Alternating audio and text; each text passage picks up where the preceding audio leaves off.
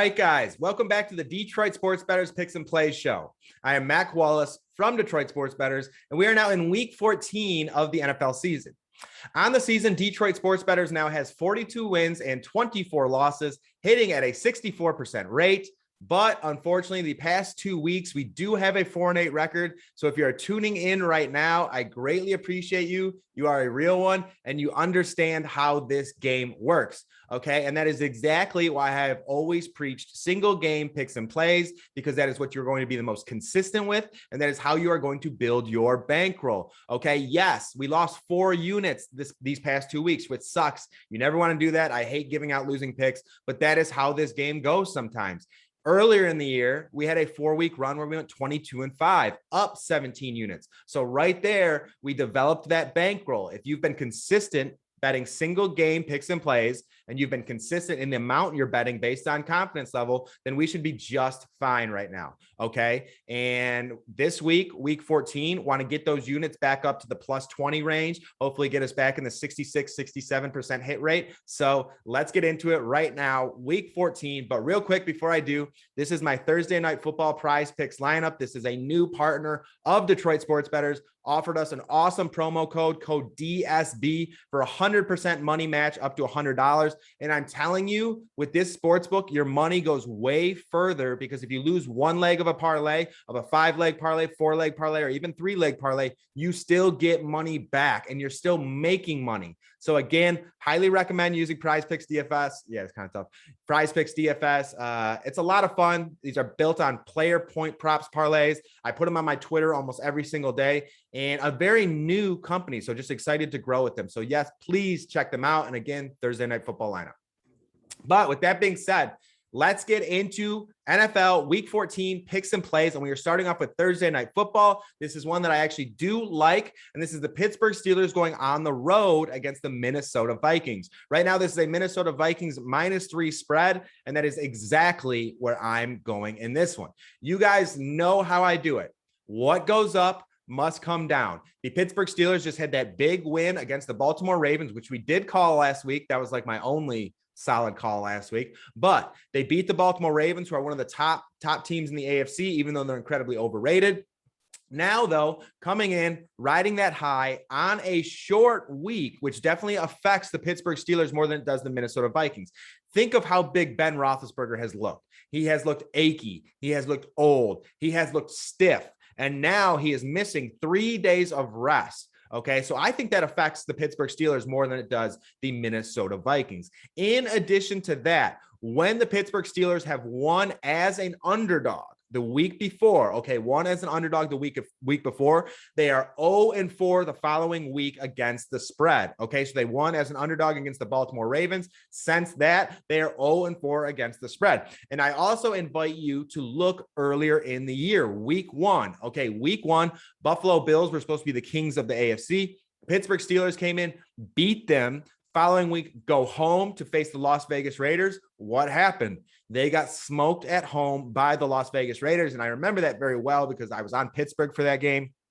And this is just kind of how this team is now. You know, this is not the Pittsburgh Steelers team that we grew up with. They do not have the defense that we grew up with. And again, Big Ben is just getting old. This Pittsburgh Steelers team also struggles to stop the run. Yes, Dalvin Cook will probably not play, but the Minnesota Vikings have a very capable backup in Alexander Mattison, who ran well against the Lions last week. I understand it's the Lions, and the Lions got that first dub. But for me, when the Minnesota Vikings lose to the Detroit Lions, that's even more the reason to take them. They are embarrassed. They're coming off a low, and they want to get high, while the Pittsburgh Steelers are coming in on that high, and they have a better chance of getting pushed off, essentially.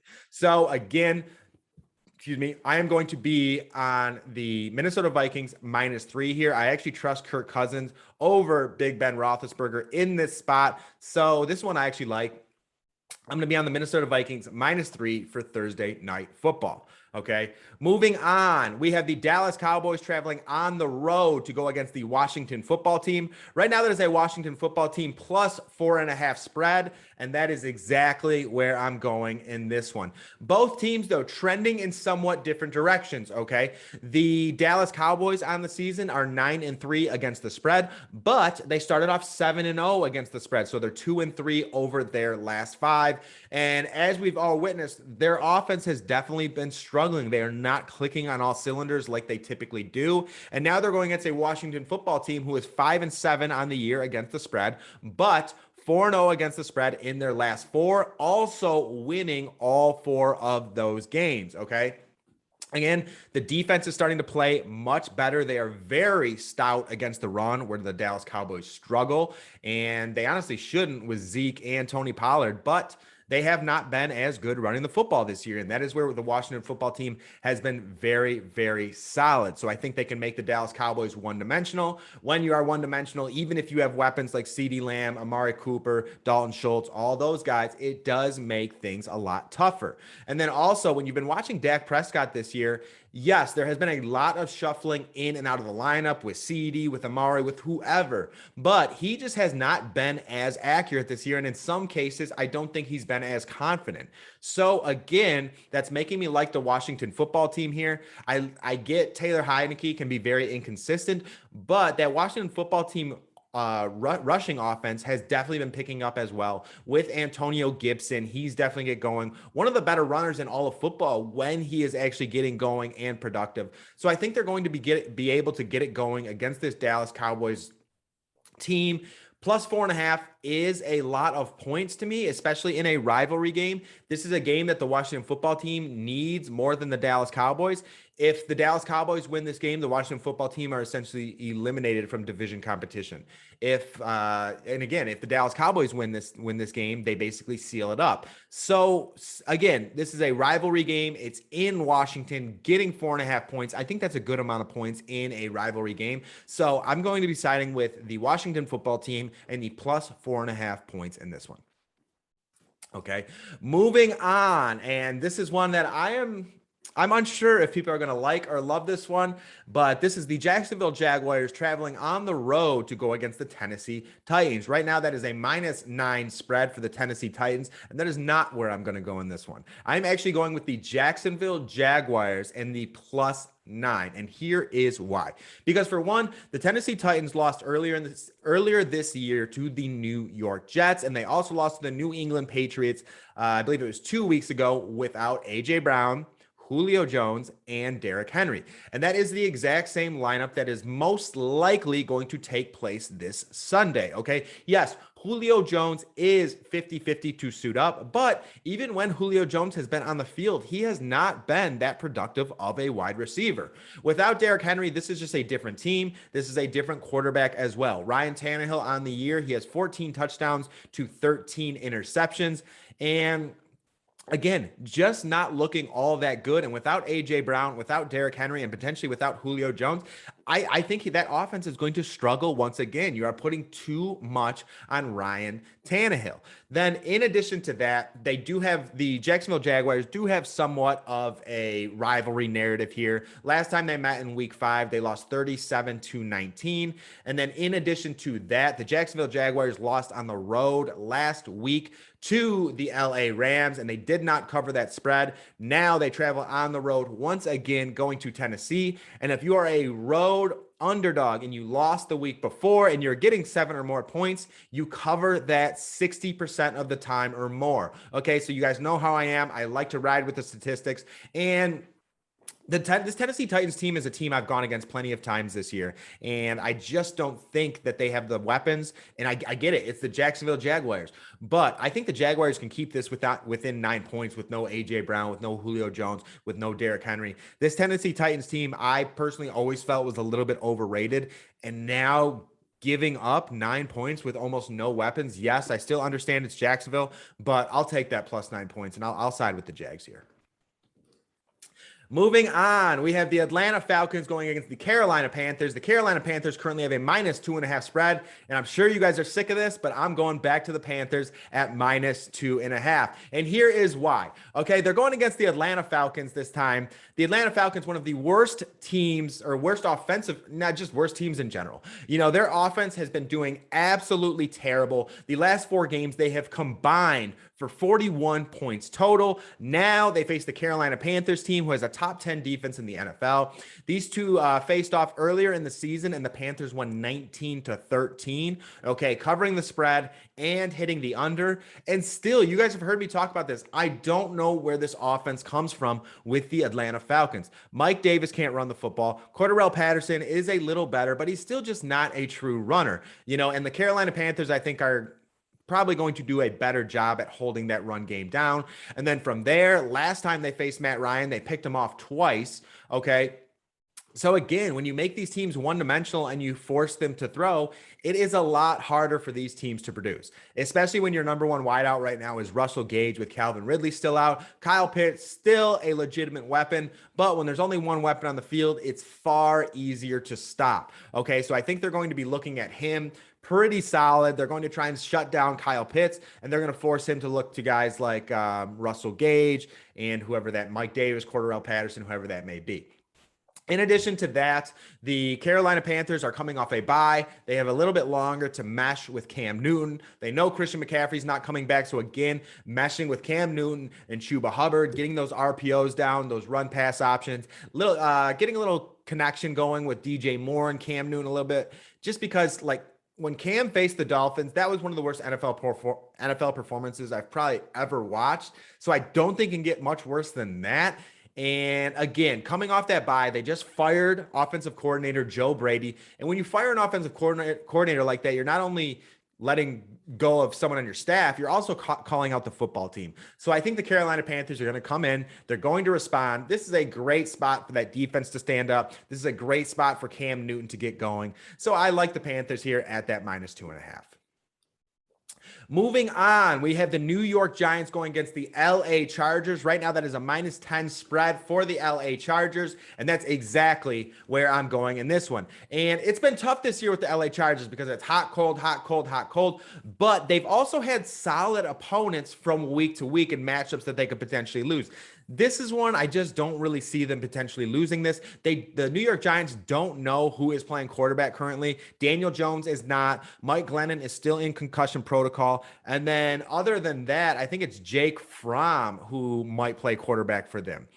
This New York Giants offense has really, really been struggling as well. They've had, in their past 4 games, they have gone over 13 points just once.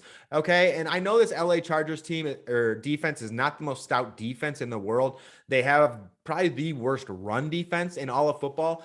But in terms of game flow, if the LA Chargers score first, you know, where they have mismatches all over the field with Mike Williams, Keenan Allen, Austin Eckler, Jared Cook, you've heard me talk about it. If they can score first or they can go up 10 points early, then they're going to force the New York Giants to throw and play from behind. That's where this is going to get out of hand, and that's where this is going to get ugly. I think it should happen pretty fast too, because as we know, this New York Giants defense, not that great either. Justin Herbert, one of the bigger arms in all of football, and he can also move with his legs a little bit. So again, I just don't see this run game for the New York Giants really being able to get going. And once that's shut down, they're going to have to turn to the pass. If they're playing from behind, I think this is going to get out of hand pretty quick. So I'm going to side with the LA Chargers at home. Give me the -10 over the New York Giants. Okay.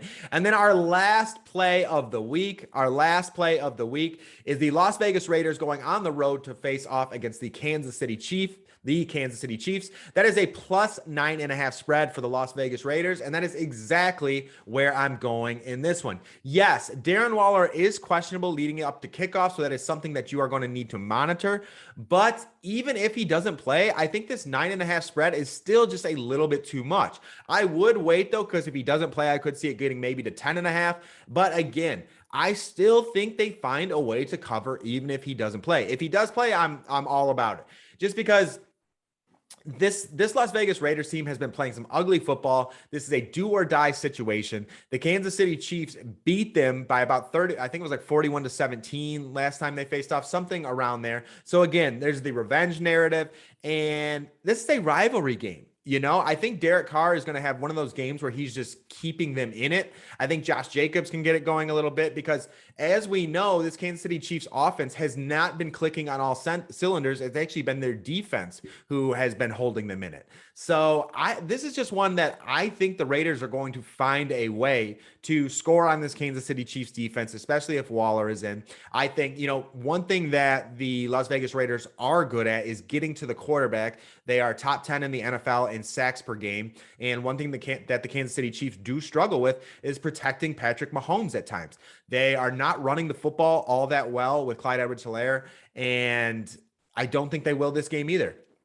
I do think that the Kansas City Chiefs win this game, but you know, 9.5, that's a lot of points. This is a team that just upset the Dallas Cowboys on Thanksgiving not too long ago, and now they're almost getting 10 points.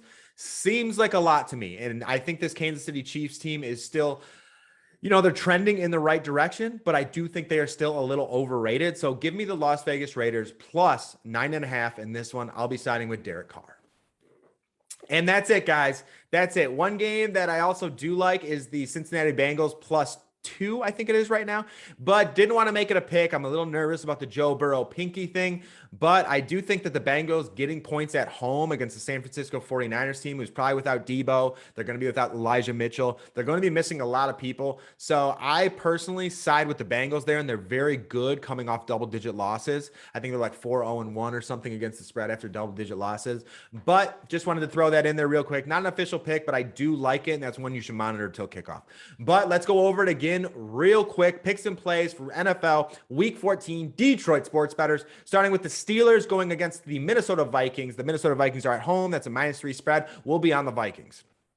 Cowboys versus the Washington football team. Washington football team plus 4.5 points at home. We'll be on the football team. Atlanta Falcons against the Carolina Panthers. The Carolina Panthers are -2.5 points at home. We will be on the Carolina Panthers.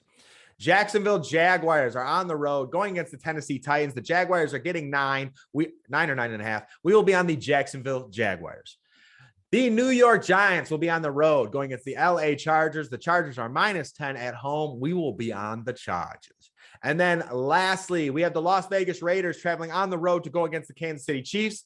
The Kansas City Chiefs are -9.5. We will be on the Raiders plus 9.5. And then one that I did like, not an official pick, would be the Cincinnati Bengals plus 2. Monitor that until kickoff. Keep an eye on Joe Burrow. Okay. As always, guys, good luck this week in NFL Week 14. I am Matt Kowalis. This is the Detroit Sports Bettors Picks and Plays Show. Good luck this week, everyone. I am out.